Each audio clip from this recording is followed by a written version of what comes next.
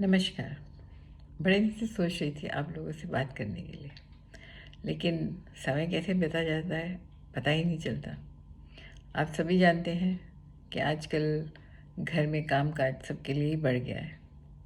कुछ लोग इससे परेशान भी हैं और इससे दुखी भी हैं। लेकिन मैं यही कहना चाहती हूँ कि अगर परिस्थितियाँ ऐसी आ जाती हैं कि उससे आपको पता है कि इससे हम नहीं निकल सकते, तो बेहतर है कि उसको हम अपना लें। क्योंकि जो चीज़ नहीं है उसके लिए सोचना और उसके लिए दुखी होना मेरे ख्याल में कोई अक्लमंदी का काम नहीं है। कोरोना का असर सभी की ज़िंदगियों में पड़ा है, चाहे वह बच्चा है, चाहे वह जवान है, चाहे वह बूढ़ा है। आपस के संबंध भी हम में से कईयों के बिगड़ रहे हैं, कईयों के सुधर भी रहे हैं। तो जिनके बिगड़ रहे हैं उनके लिए मैं कुछ कहना चाहती हूँ। पति पत्नी के बीच में जो संबंध बिगड़ रहे हैं उसमें हम बहुत कुछ कर सकते हैं। बजाय एक दूसरे की गलतियां निकालने के, हम ये क्यों नहीं सोचें कि इसमें अच्छाई क्या है। कोरोना ने हमें ये समय दिया है कि हम आपस में अपने संबंध सुधार सकें। जो हमारी एक गलतियां हैं, क्यों ना उसको आपस में बैठकर आराम से हम सुलझाएं, एक दूसरे की बात सुने, जो जो हमें बुरा लगता है उसके बारे में हम सोचें और अपने अहम को ताक पर रखते हुए एक दूसरे की बात को समझें और उस पर गौर फरमाएं। कोई भी ऐसी समस्या नहीं है जिसका हल नहीं निकल सकता। मांग है तो सिर्फ इसकी कि आप उसके बारे में कितने सजग हैं, कितनी गहराई से उसको समझने के लिए तैयार हैं, कितना चाहते हैं कि हम इस समस्या से निकल जाएं। कई दफ़ा क्या होता है कि हमारे सामने समस्या का समाधान भी होता है, परंतु हम उसको देखा अनदेखा कर देते हैं क्योंकि हमारा अहम सामने आ जाता है। ये अहम जो चीज़ है ना, ये हमें एक तरह से तो ऊपर लेके जा सकती है, लेकिन ज़्यादातर अहम हम वहाँ दिखाते हैं कि जहाँ हमें नहीं दिखाना चाहिए। वो कहते हैं ना कि अगर हम निकलना चाहें तो हम हर चीज़ से निकल सकते हैं। अगर हम ठान लें कि हमने ये काम करना है तो दुनिया की कोई भी ताकत हमें रोक नहीं सकती है। क्योंकि जो हम इंसान हैं, हम बने ही ऐसे हैं। भगवान ने हमें जो बनाया है, हमें जो बुद्धि दी है, वो इसीलिए दी है कि हम परिस्थिति विषम आने पर इसमें से निकल सकें, अपने आप को सुधार सकें। जानवरों में ये चीज़ नहीं है। तो अगर हम मनुष्य हैं तो इतना तो हमारा फ़र्ज़ बनता है कि हम इसके बारे में सोचें। जो बुद्धि हमें दी गई है, जो विवेक हमको दिया गया है, उसे हम ढंग से इस्तेमाल करें और अपनी समस्या को एक जग की समस्या ना बनाते हुए आपस में मिल बांट के इस समय के दौर में काम करें और हंसकर करें। जब हम किसी भी काम को हंसकर करते हैं तो वो काम बहुत छोटा लगता है। अगर आपको किसी की बात बुरी लगती है, आप चाहते हैं कि आपको ताने ना दिए जाएं या आपके बारे में कोई बुराई ना करे, तो बेहतर है ना कि उसको सुना अनसुना कर दो।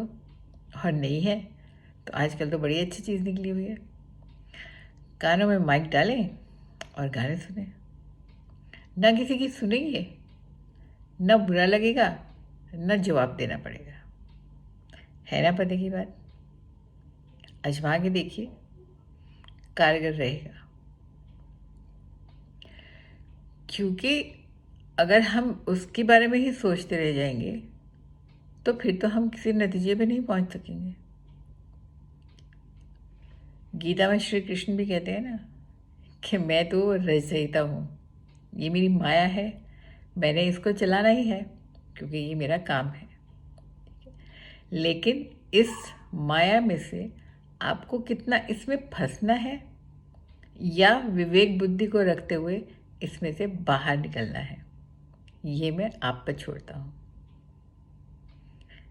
क्योंकि मैंने तो सिर्फ आपको बुद्धि दी है, विवेक दिया है। इसको इस्तेमाल कैसे करना है ये आपको पता होना चाहिए। तो उन सभी लोगों से मेरी एक हाथ जोड़कर विनती है कि प्लीज़ अपना संबंध सुधारिए। कि प्रकृति ने हमें बहुत अच्छा मौका दिया है, वो अपने आप को सुधार रही है। देखिए ना, नदियाँ कितनी साफ़ हो गई हैं, आसमान कितना नीला हो गया है, दिन रात में अच्छे से तारे दिखाई देते हैं, दिन में नीला आसमान दिखाई देता है जो कि पहले नहीं दिखाई देता था। तो हम बड़े भाग्यशाली हैं कि हम ऐसे देश में पैदा हुए हैं जहाँ हमें हर तरह की ऋतुएं दिखाई देती हैं, 6 ऋतुएं। और किसी दुनिया में किसी भी देश में 6 ऋतुएं नहीं होती हैं। तो इन सब बातों पर गौर फरमाइए और कोशिश कीजिए कि ये जो विपदा आई है वो आप पर अकेले नहीं है, सभी के साथ है। कईयों को ज़्यादा काम भी करना पड़ रहा होगा, लेकिन जो घर में पतिदेव हैं उनसे मेरी एक गुजारिश है कि बीवी का ज़्यादा से ज़्यादा हाथ बटाएं। और बीवियों से ये गुजारिश है कि काम को बोझ ना समझते हुए उसको मिल बांट कर करने में ज़्यादा समय बताएं, ना कि ये सोचकर कि मेरे ऊपर काम का बोझ है। जब आप हंसकर इस काम को करना शुरू करेंगे तो देखिए कहाँ चला जाएगा, समय पता ही नहीं चलेगा आपको। आप में से कई ऐसे होंगे जिनके छोटे बच्चे होंगे और ऑफिस जाने की वजह से उनके वो छोटे छोटे काम आप नहीं देख पाते होंगे जो वैसे आप इंजॉय करेंगे। तो ये सही समय है ना उसको एंजॉय करने का, उनकी किलकारियाँ सुनने का, उनके साथ बातें करने का, उनके हंसने का, उनके रोने का। कैसे वो अपने आप को छोटे बहुत हैं तो कोशिश करते हैं आपसे बात करने की, उसको एंजॉय कीजिए। थोड़े बड़े हैं तो उनके साथ किताबें पढ़िए, थोड़े और बड़े हैं तो उनके साथ लूडो खेलिए, इंडोर गेम्स खेलिए, रम्मी खेलिए, या क्वीन को लेने के लिए कैरम खेलिए, बड़ा मज़ा आएगा। बच्चों के साथ बच्चे बनिए, देखिए समय कहाँ निकलता है पता नहीं चलेगा। तो आज इतना ही। अगर आपको अच्छा लगे तो मुझे ज़रूर बताइएगा कैसा लगा। लाइक कीजिए, शेयर कीजिए। नमस्कार, धन्यवाद।